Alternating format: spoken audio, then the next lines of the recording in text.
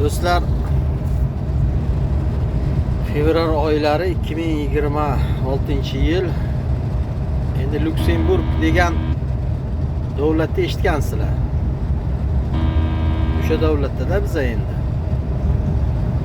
endi haqiqatan ham tabiatiga, yo'llariga, yashash uroveniga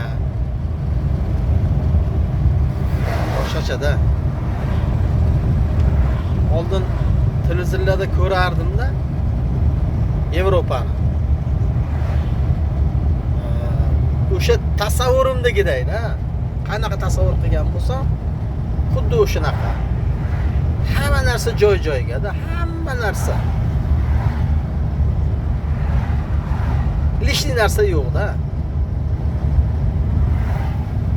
Mana shu yerga bitta fura sig'adi-da.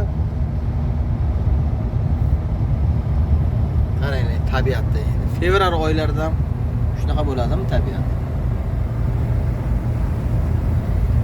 Ob-havosi, pagodasini o'ylashinglar mumkin, sovuqda Yevropa deb. Yo'q. Yevropa O'zbekistondan issiq.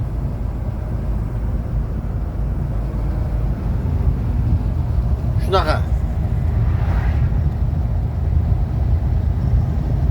Go'zal, chiroyli, hamma narsa joy-joyida. Lekin choyxona yo'q-da. Choyxona yo'q, do'stlar. Osh yo'q, choyxona yo'q. Ulfatchilik yo'q. Mehmongarchilik bilmadim.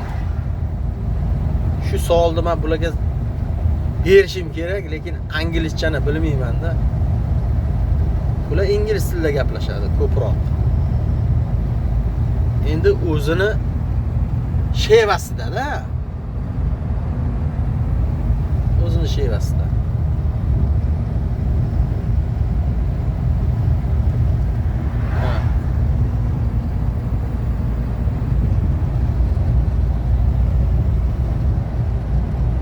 Luksemburg degan davlatda